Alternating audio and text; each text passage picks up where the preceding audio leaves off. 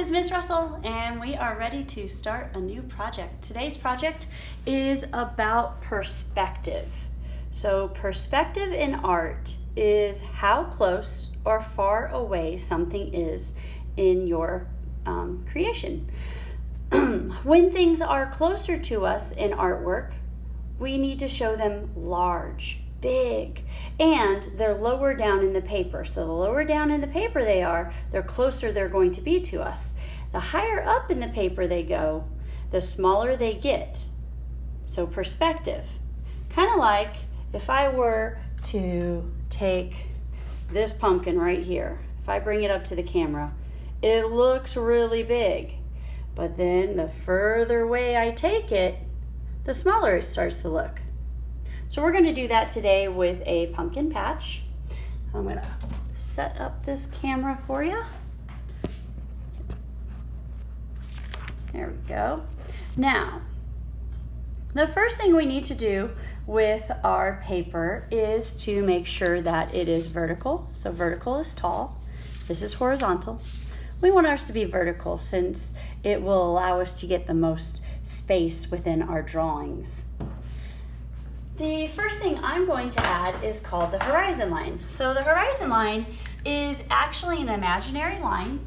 It's right up here. It is the line where it looks like the ground, this is the ground. The ground looks like it touches the sky. It's an imaginary line. Now, a long, long time ago, back when Christopher Columbus was sailing the ocean blue, they did not know that the horizon line was an imaginary line. They really thought it was a place they could reach, and they would go out on their ships and they would sail across the ocean, and they were trying to reach that horizon line. They really thought that if they reached that horizon line, it would be the end of the earth, because they thought the earth was flat. They did not know that the earth was round. We now know the earth is round. There's no way you're going to reach the horizon line because it's an imaginary line that your eyesight does so that it can see. And that curve of the earth creates that imaginary line. So you can't reach it. You're not going to fall off the end of the earth. I'm going to put my horizon line up kind of high so that I can have lots of room for my pumpkin patch. You can do what you want with your horizon line. If you want it just to be kind of straight, or if you want it to be a little hilly, it's really your choice today. On that horizon line, we're going to do what's called a vanishing point. The vanishing point is really a dot. Now, it can be erased later if you decide to. The vanishing point is where everything looks like it's going back to in space. I like to put my vanishing point off to a side. So choose a side and let's go ahead and draw that point. Hopefully you're drawing with pencil. I am drawing with marker because the camera does not pick up pencil very well, and I want you to be able to see what I'm drawing. But if you're drawing with pencil, then if you don't like something, you'll be able to erase it. Whereas if I'm drawing today, I will not be able to erase it. So vanishing point, horizon line. The next thing I'm going to do is to add the rows of the field where the pumpkins are growing in the pumpkin patch. And they all start from the vanishing point, and they can be straight or they can be wavy.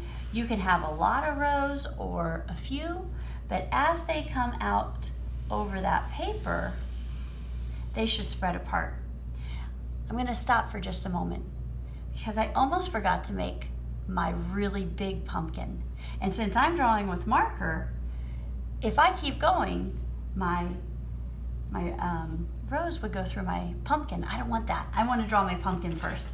I'm going to draw a pumpkin that is so close to us that it's so big, it goes off the edge of the paper. So it's really close to us. It's the big pumpkin. I like to draw pumpkins that are not your typical really round basketball looking pumpkins. I like to draw the really squatty ones that have all kinds of crazy little shapes on them. So this guy here is what we're drawing. I'm going to start by drawing the side of the pumpkin, and I'm just going to take a curved line off the edge here and a curved line off the edge there. I left a space for my stem, and I'll add that stem in, and it's really just a really long rectangle. We can make it look a little more three-dimensional by adding a curve to the top and maybe just a little swirl. I'll come back and add some texture to it, make it look a little more like wood in just a few minutes. But first, I want to finish by adding a few more of my pumpkin lines. So, you know, pumpkins, they're not really completely smooth. Even if they are that basketball pumpkin, they still have these ridges in it. And I like to show a small one back here also. Where my stem comes into the pumpkin usually has some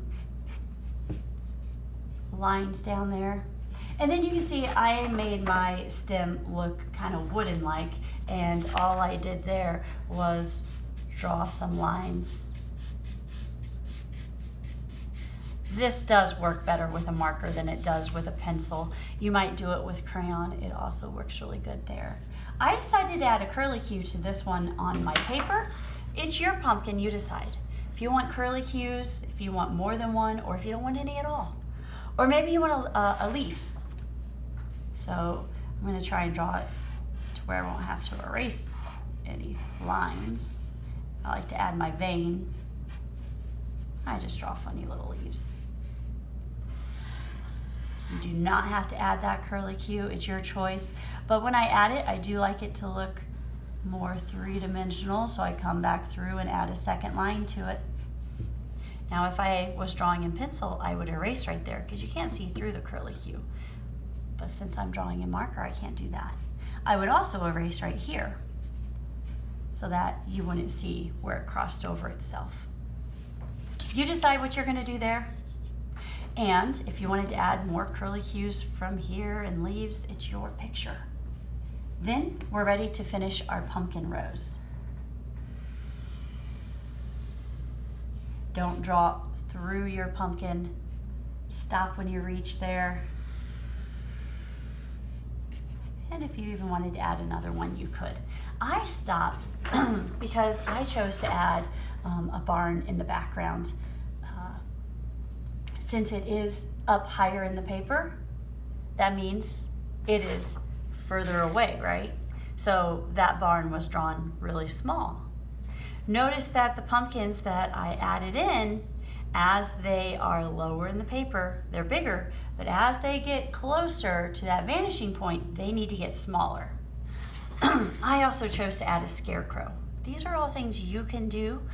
You do not have to add a scarecrow. Maybe you want to add a horse. I don't know. Maybe you want to add people with a wagon. This is your drawing. But one thing that I do want to see from here, I do want you to add more pumpkins. I want you to show me that when they're low, they're bigger, and as they go further back, they get smaller. I also like to add a tree line. That's what is right here, so it's like the trees in the background. But from this point, I want this picture to be yours. I like to add a little ground underneath my objects to make them look more like they're sitting down on the ground and not floating in space. But you don't have to do those. Maybe you add little patches of grass here and there.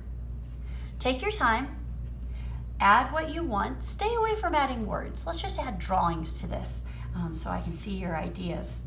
When you're done, trace your picture over. You can use the colors that you want, but don't color in. So if I was tracing my pencil lines here, maybe my scarecrow's wearing a blue shirt. So I would trace over my lines with my blue, but I'm not coloring it in. I'm just outlining it. So take your time, add what you want to your picture, trace over everything without coloring it in, and then we'll talk about how to complete this project next week. Send me your projects, your finished artwork, either through your Artsonia account or your Google Classroom. I look forward to seeing your work, and we'll create again next week.